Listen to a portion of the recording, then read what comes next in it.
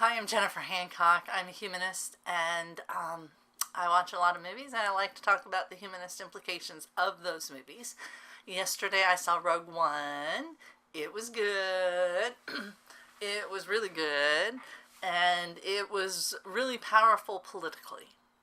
So I want to review it. I did a teaser of it where I was wondering where the aliens were because there didn't seem to be any main character aliens, and everybody was human, and it turned out the movie was kind of like that.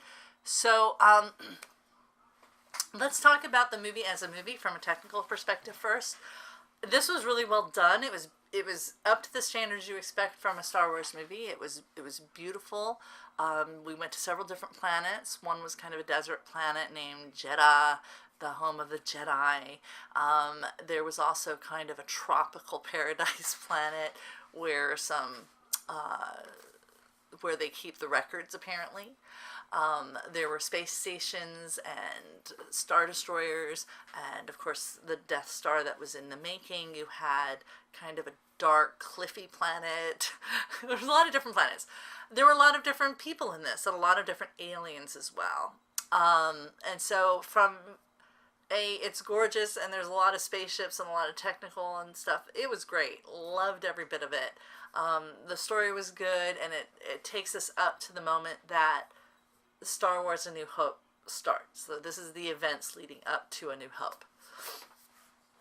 Now, the people in the movie, they were all really good actors.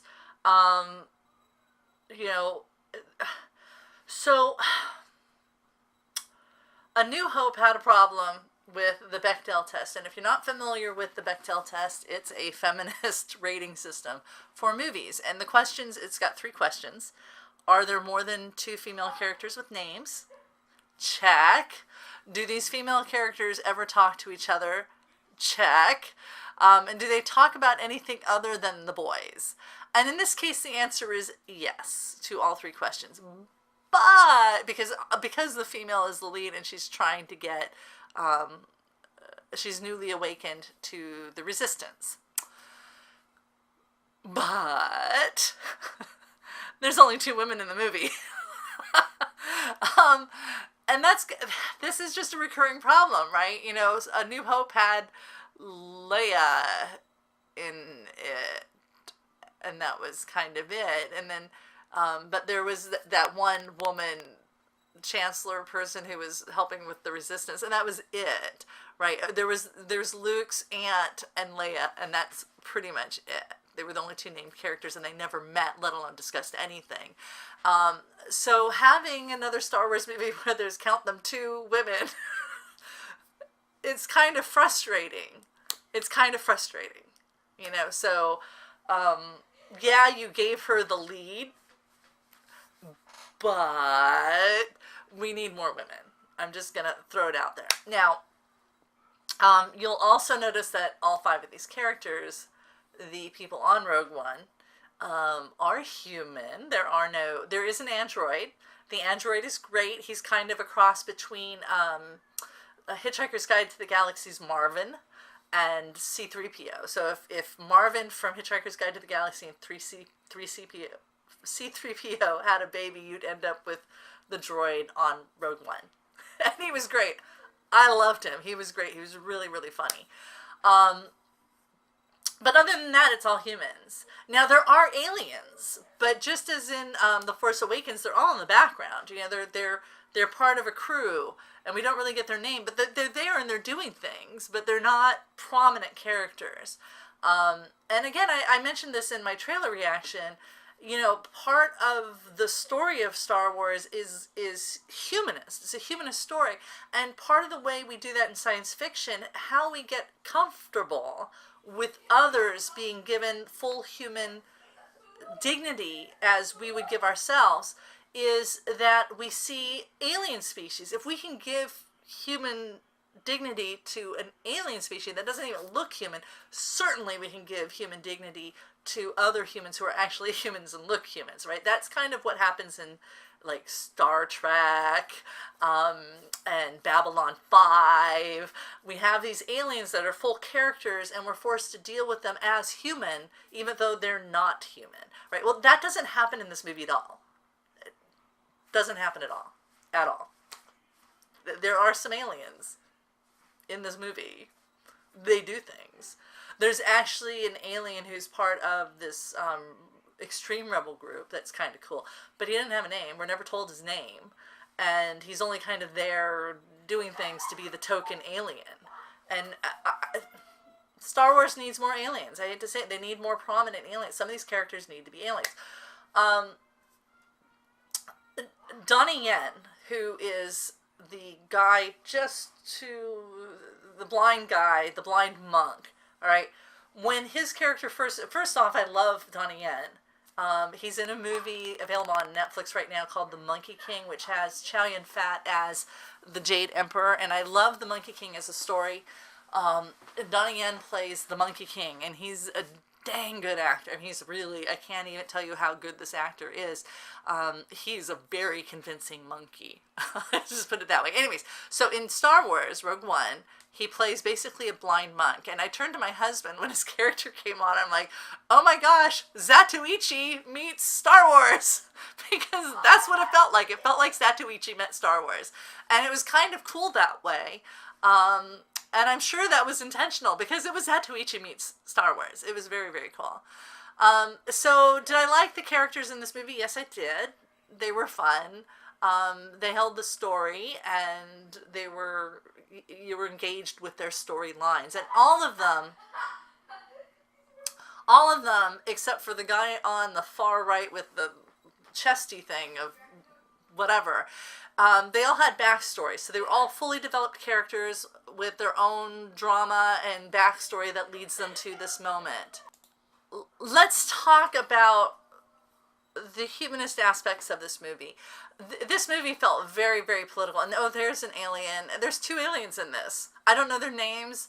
They were funny, but they were part of a battle crew, a fighting squad. They weren't central characters. They just kind of are there like a stormtrooper in the background, right? No name. It felt very, very current in terms of my feelings regarding the Donald Trump winning the election. But I want to start with the first planet they kind of visit, which is a planet called Jeddah. It's a desert planet.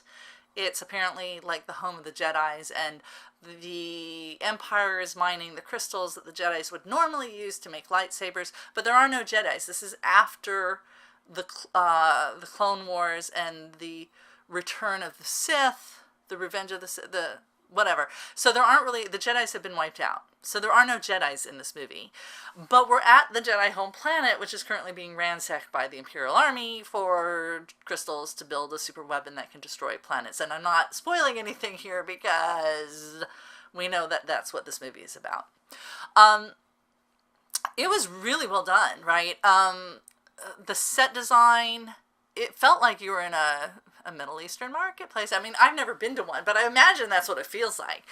And there were all these different religious groups there kind of in the marketplace. Different types of robes and costuming and stuff like that. And what I can only imagine, different religious orders that were tied to this place. But there was also a rebel war, going on at the time. So you have imperial armies and rebel factions fighting each other in this place in very close quarters.